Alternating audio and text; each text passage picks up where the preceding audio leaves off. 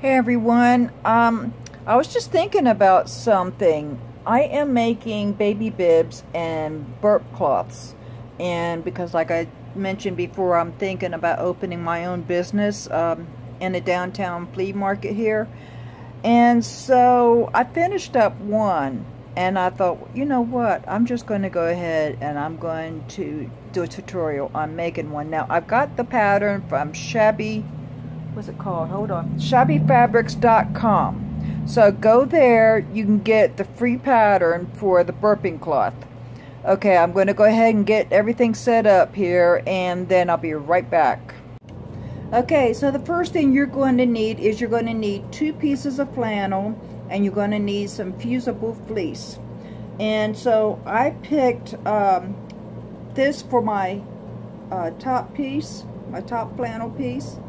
And then I got a yellow to put on the back side. I have already ironed on my fusible fleece, so that's already done. And what you're going to do is you're going to take them right side to right side. We'll put them right sides together, I guess you can say, like this. And you want to pin all the way around. When I get this pinned up, I'll be right back. Okay, I have it all pinned. So what you want to do is you want to get a marking pen. I'm using a friction pen. And what I'm going to do is you have to leave an opening so you can get it turned out. Which end was I? Oh yeah, I was going to do this end. And you want to do a marking like right here. Can you see that? And then do a marking right there. So there's one marking and there's the other. You want to leave a big enough hole so you can get everything pulled through, because when you start pulling through, you've got a lot of fabric going on here. You've got the fusible fleece, you've got 2 pieces of flannel. So let me get to the machine and I'll be right back. Okay, we're going to go ahead and get started. So what you want to do is you want to do a 1/4 inch seam. Alright, so I've got my machine to back up automatically, so because you need to back up to lock in the stitch.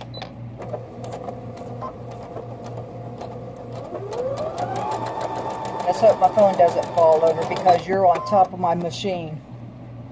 I forgot to get my tripod to set you on.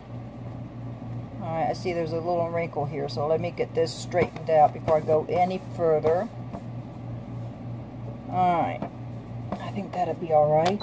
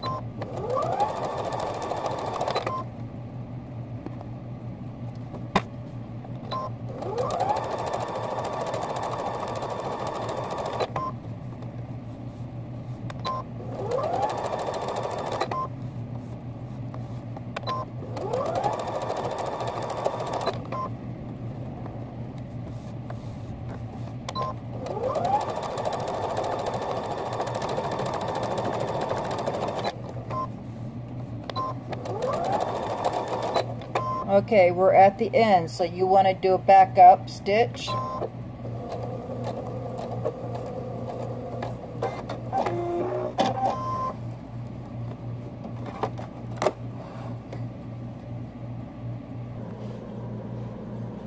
Okay, now you want to turn this right side out. So what you want to do, oh, I forgot. We need to trim around the edges a little bit. And I'm not going to do the whole thing. Well, yeah, I guess I will. Alright, but what you do is where you stop and ended, you want to cut just a little bit in, and don't cut into your stitches either, but cut just a little bit in, and then you want to go around. I hope you can see this.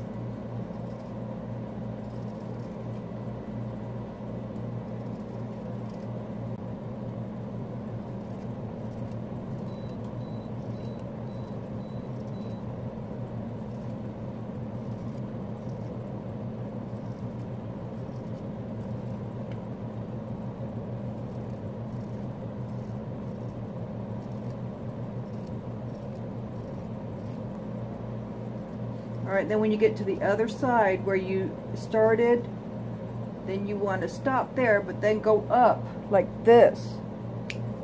And I'm going to show you why in just a second, why you're doing it this way. Oh, let me cut this thread. Okay, so now you cut all the way around, and you've got this piece right here where you cut right there. Well, that's to make it easier to fold in once you start to do the next step. Alright, so you're turning it right side out, see? And I get my hand up there because I make a big enough hole where I can turn it all out, and I just run my hand around the seams just like that, make sure I get all the seams out really good. And I think maybe I made too big of a hole, but that's okay. Alright, and maybe you shouldn't do it on the round part. Maybe I should have done it like right here on the side. I don't know what I was thinking, but anyhow, it's no problem. I'll be able to deal with it. Alright, so I'm going to turn it in, and I don't have my seam which that's normally what I would do, and but that's okay. I'm just going to pin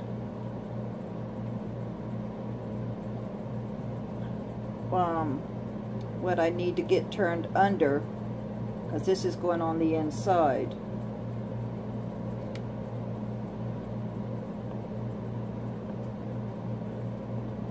Okay, so that's what I'm doing. I'm just pinning, and then I'm going to pin the other side, then I'll match them together. I'll be back.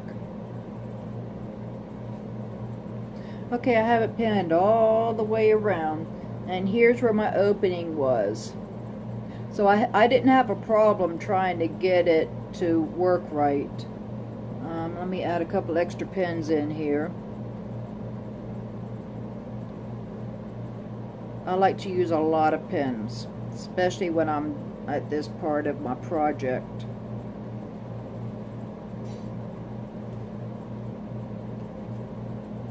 So anyhow, so the next thing we're going to be doing after this is we're going to do a top stitch.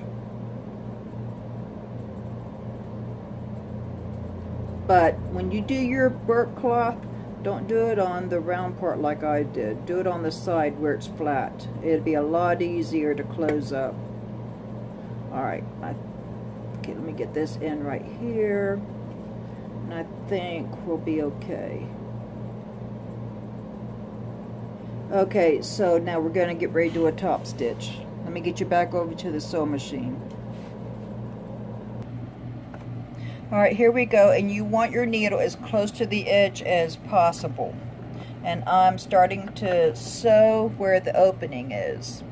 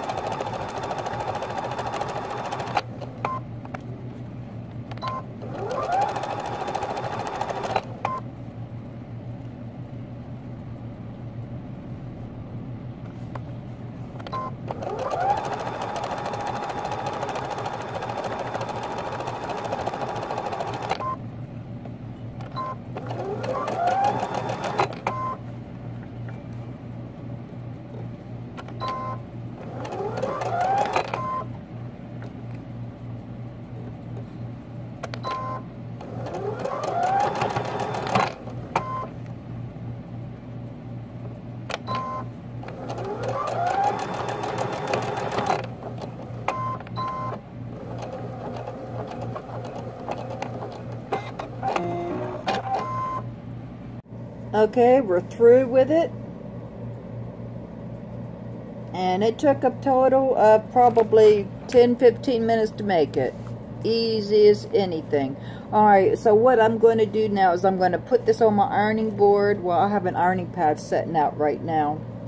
And I'm just going to iron it a little bit to make sure it looks nice and crisp looking.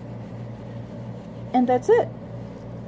Alright, well, you have a good day or a good night whenever you're watching this. Please subscribe and click the like channel and leave comments and questions. Bye-bye for now.